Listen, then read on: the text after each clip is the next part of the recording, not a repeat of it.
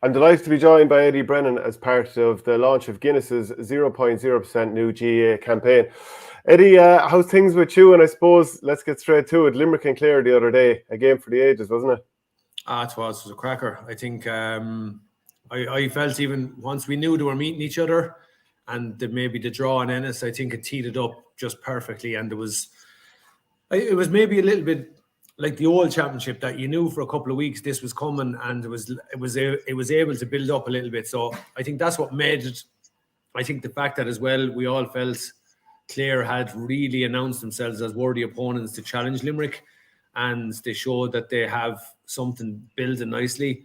I think that created, and then obviously as well, I think the Brian Lohan factor is good as well, because you knew what you were going to get with Clare, and this Clare team. When I think back of like a couple of years ago, when I was with Laois, we nearly took them down in Nolan Park. And you look at where they've gone to now and the players he has found and the squad he has developed. But yeah, what a game of hurling.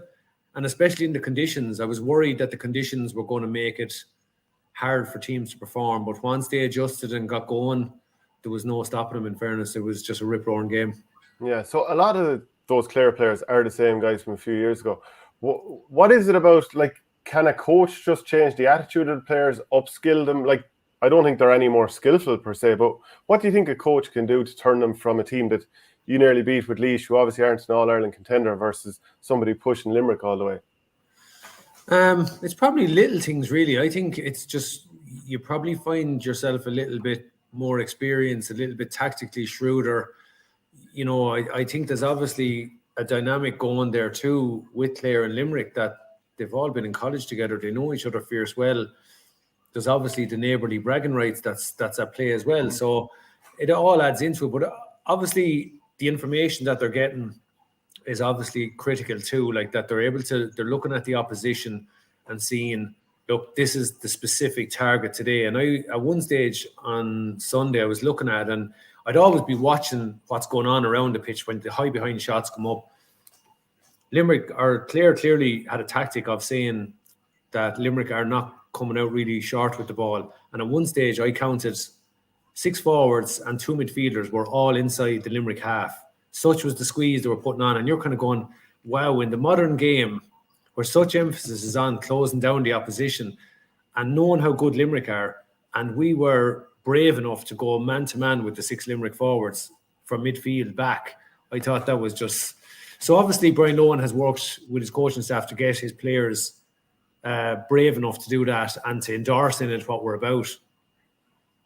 So the other thing is all the physicality we're seeing in the game, and Clare had to come up to that.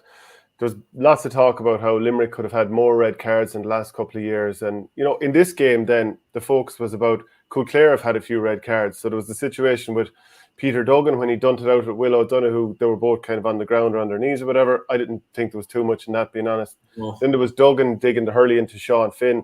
And then later on, Rory Hayes was being held by Seamus Flanagan from what I could see. And he was like, get off. And then he really went for it, get off. So what can be done to stop this? Because, like, as a back, if you're going out there and a lad is going to let you hold it, he'll keep doing it all game. So for the forward or whoever is being man-marked, you kind of have to let the opposition know, this isn't very PC now, but, like, there is the threat of violence if you keep that up. So, I mean, this is inevitably going to happen. There is, yeah. And you know, I think we've all been on the receiving end of what happens with, we'll say, the Seamus Flanagan one.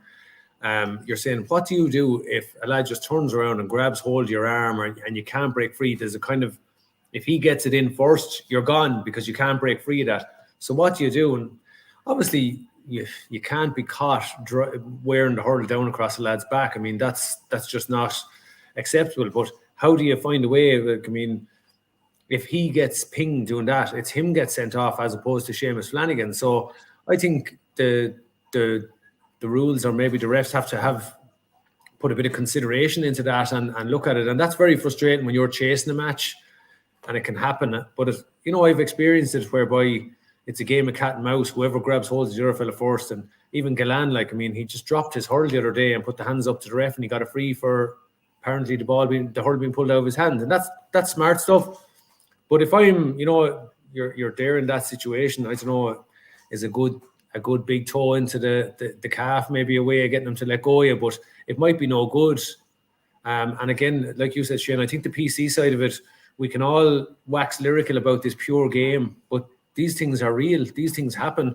The Duggan one on Sean Finn for me was the one that, I mean, that could have done serious damage because you're getting the nose of the hurl straight up under the chin. It can be a nasty one.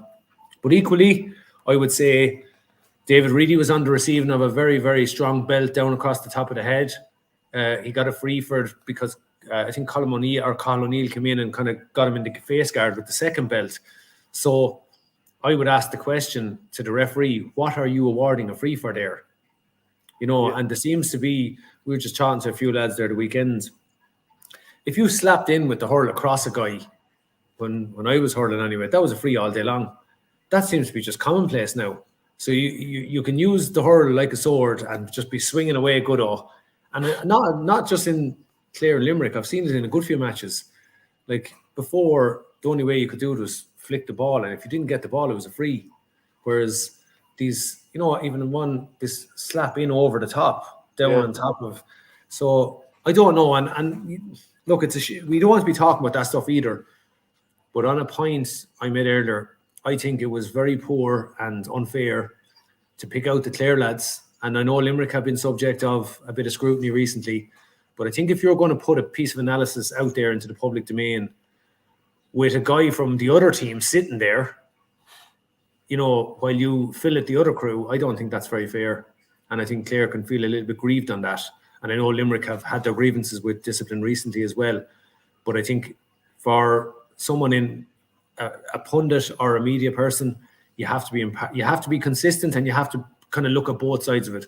I definitely counted a couple of yellow cards that weren't awarded last Sunday, but we're never happy, are we? We want the spectacle, we want the thunder and guts, but yet we want, you know. So I suppose it's finding the balance, because the danger is now, and players being players, we play on the edge, we push the boundary, and if they see that that's the way it's going to go, then the danger is that someday a match can just, if a ref doesn't keep control of it, and John Keenan, to be fair to him, is a good man to dish out a card when it needs to be dished out. But I do think he must have had a good chat with Brian Cody before that match on Sunday, because it reminded me of our internal matches a few years ago. Just whistling, pocket, and away we go. And it was a spectacle. Yeah, because it couldn't have been much different to the Leinster final, where it was very whistle-happy from James Owens, and Henry Shefflin even said that afterwards. But just again, back to the whole, the lie of the land, really. Like, you're on the field, and like, I'm not saying I'm a great hurler, but like over the years, I would have had to man-mark people. And there are lads who will full-on allow you to hold their jersey for the full 60 minutes in a club game. And you know, I get away with this all day, and it's no problem at all. This lad doesn't fancy it. And there are other days where as soon as you grapple a lad, he'll dig the hurley into you, he might go for the midriff, he'll do something, and it'll let you know this isn't okay today, because this will escalate. And I nearly think, as the person being man-marked, you actually have to show them the violence. So like, and you've been I'm sure you've been man-marked. I agree. You must have come up against that, and you must have kind of shown a lad, this won't be happening today.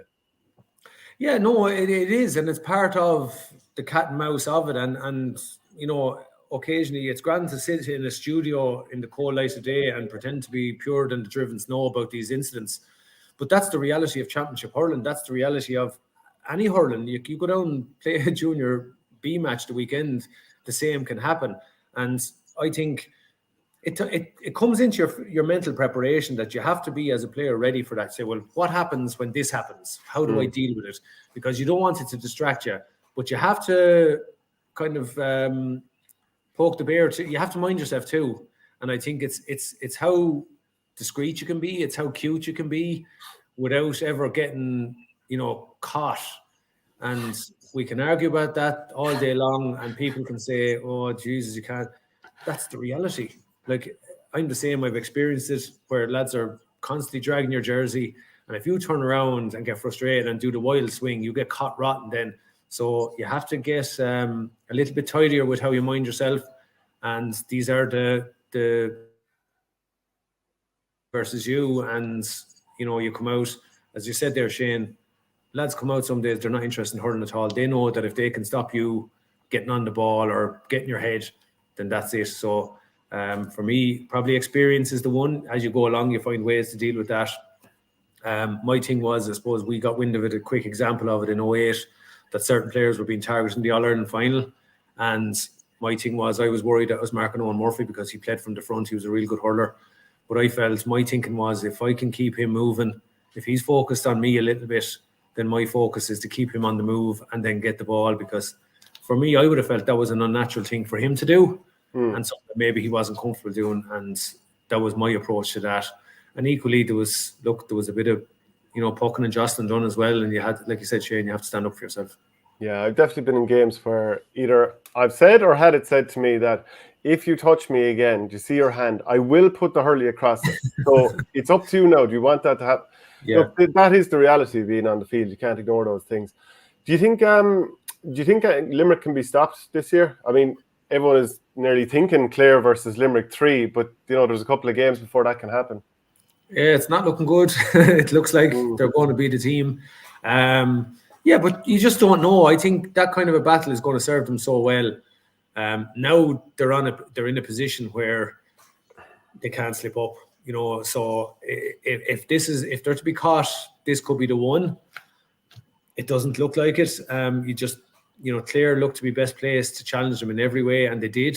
You could throw in there that if the free taking is a little bit better, we talk about free taking. Tony Kelly missed 2 or 3 on Sunday. Is that the difference between taking them out or not? And that's what it could come down to, because Limerick had a lot of wides too. So you just don't know, but you have to admire them though. They're answering the questions no matter what comes on. Right now, if you're assessing it, you'd say, well, the pick of what played in the Leinster final Saturday would do well to beat them. But who knows? When we'll find out in a few weeks' time where it's at. You'd look at that and say, Jesus, Galway and Kilkenny have a lot of work to do to beat both those Munster runs. But it'll be interesting to see what happens there. Yeah, how much do you think Kilkenny improved from the Wexford game when they lost at home? I mean, the most obvious thing is Paddy Deegan and Richie Reid weren't putting every single ball into the cloud, so maybe it gave the forwards a bit more of a chance. Yeah, there was that obvious adjustment, and I still think there's more there. I still think they can play a lot smarter. I'm repeating myself now. Owen Cody to me, or TJ, I think they would make an unbelievable full forward line. The two of them inside, playing on the square, looking for space and moving it around and trying to play to that. Like Kilkenny done a decent bit of that. I think there was maybe 2-3 puckouts I counted where Owen Murphy pinged Adrian Mullen and he slapped the ball straight over the bar. That's what you should be trying to do a bit more often. Now that's a big return off one player, but imagine if you can do that with TJ inside. And I think TJ is TJ. He's brilliant. He catch the ball. He'll win that for you all day long. But imagine if we were feeding him inside in close quarters where his hurling brain is just so superior. Owen Cody, you could shove him out centre forward. I think you could play him as a 12 either. But the only little concern I had from looking at the match on Saturday was with Pádraig Mannion and Vincent Burke cheating the space a little bit, we still managed to put the ball down into 3-on-1 situations. And that's something that if we're going to beat Clare or Limerick going forward, you're going to have to be really, really efficient with your ball use. Do you really think it's realistic to think that Kilkenny could beat Limerick? I know 2019's mentioned over and over, but I would see a huge gap between the two teams. Yeah, there appears to be a big gap there. But look, with hurling, you just don't know. Looking at it and assessing the facts and the numbers that are there in front of you, you'd say, to beat Limerick, you need a squad. You need a really, really strong squad, because look at what Limerick squad was able to do on Sunday. And Kylie can trust them. So, Clare threw everything at them. So you're saying, when Kilkenny go deep and digging into their squad, I suppose you have someone like Pádraig Welsh there, we're able to come on, John Donnelly. You have good subs there. But ultimately, you need to be getting a huge return out of your starting 15. So I'm not playing coy, I suppose. I have to be as honest as I can be. Yeah, I don't think we're good enough to beat Limerick at the moment. But by the end of the year, maybe we'll see, will they get a tilt at them. I think Limerick still have a little bit of beef with Kilkenny. So if I'm being honest, I'd be a little bit concerned about running into them again. I think they have 2019 is still in their heads, and I think they would love a scalp off Kilkenny at the moment. When you were you in Croke Park the other day for the Leinster final? I'm not sure. Yeah. Were you like the rest of us and full-time whistle? You're just watching to see what happens between Brian Cody and Henry Shefflin? No, I went in to get a coffee. So You're a liar.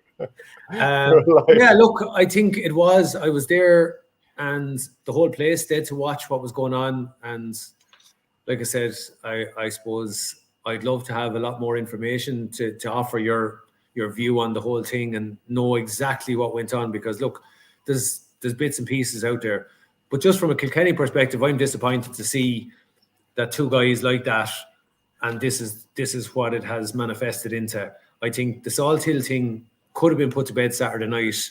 If there's it doesn't have to be you're a great lad, I'm a great lad. It doesn't have to be anything like that.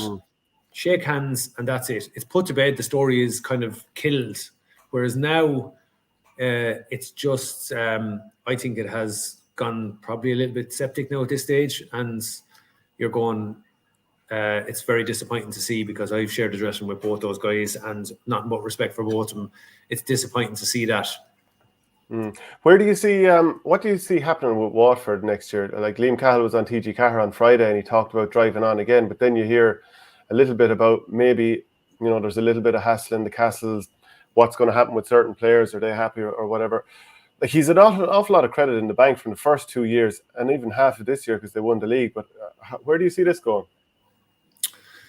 Yeah, it's hard to know, because like up to 6-7 weeks ago, they were in unbelievable fettle. And again, like Liam, I think Liam there kind of hinted at that they, as a management team and players, have to go find out why that happened and what was going on. And there's, again, like anything, when you fall short like that, the camp can sometimes be a little bit divided and you start hearing bits and pieces.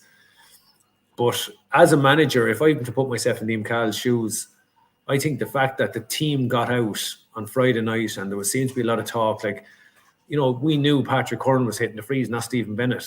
So that's all over the country. So don't tell me the Clare boys didn't know that either. I think that's the worry. You're kind of turning around and saying, if we're going to try something different as a group, that has to be kept in-house. And I think that's what will disappoint them. But if there's, as a group, everyone has to be pulling together, and you would have known this from, your experiences. If information and lads are all over the place and they're not together, then you go nowhere. It's as simple as that. And I think that, the Waterford players as well have to look at themselves, because everyone individually has to look at yourself and say, was I the best I can be? Did I hurt the team, or could I have helped the team more? That's the litmus test. And Liam Cahill, to be fair to him, I think is that type of guy. He will ask the hard questions of himself first. What's your involvement with hurling this year? Are you playing with the club? Are you doing any little bit of coaching here and there? For my sins, I went back playing a bit of junior there a few weeks ago, and I spent a week recovering after one match. But it's the third team in the club, so it was just more, I think, if there's numbers needed, you'd go up and play. So it was grand to get the game. I played nearly the full match. And how'd you go? Grand. Yeah, I was happy enough. We just was there to get on a bit of ball, and the touch wasn't too bad. So we had a good win. But it was more, I suppose I'm with the under-11s in the club and trying to do a little bit of that. So it's great to have a bit more time, because I think when you're involved with a team, you're either all in or all out. It's as simple as that. And particularly at top level, you have to be, it is all consuming and you have to be in, but it's nice to be around at home. Now I feel like a taxi driver at the moment. You're running lads here, there and everywhere, but it's nice to be able to spend a bit of time, because when you are away, you're away. You're if you're looking at a match on a Saturday night and then you could be going early on Sunday morning, that just your time at home evaporates. Is the under-11 team your son Harry, is it? Yeah, Harry's with the 11s. So there, look, and he's with under 13s. Simon then is with the 9s, and Maeve even has dipped her toes last night. There, we were over in Winegap with the under 6 camogie. So it's all go. There's swimming, there's athletics and different things. So I often heard people saying you'll be twice as busy, and definitely now I'd be looking at it going, God, it'd be grand to be training with the lads 3 nights a week. So, and to that point, just to finish up, do you see yourself getting back involved at the top level as a coach or a manager anytime soon? I don't know. I'm very much, I don't ever make plans or say, right, I'm doing that in a few years' time, or I'd like to do this or that. I think I very much take what comes and consider it then, give it a bit of thought. I'm not chomping at the bit to do anything or whatever. I mean, you just see what happens. But I consciously wanted to take, the year out to be at home a little bit more with the lads, because they are at an age where, if you're gone, 2 or 3 nights a week, 4 nights a week, over a 3 or 4 year period, they can definitely probably you lose a little bit of time with them. So coaching and hurling will always be there. And like I said, at the moment, yeah, you look in at the matches the weekend and you go, God, I'd love to be involved. You'd like to think you can add something to a setup, and there is the buzz that comes with it. So you do miss it. But yeah, I don't know. We'll see. Okay. Well, look, brilliant to chat to Eddie, and hopefully we'll do it again soon. Yeah, no bother, Shane. Anytime. Okay, so that was Eddie Brennan there. Keep tuned on Thursday. We'll have the Patreon show with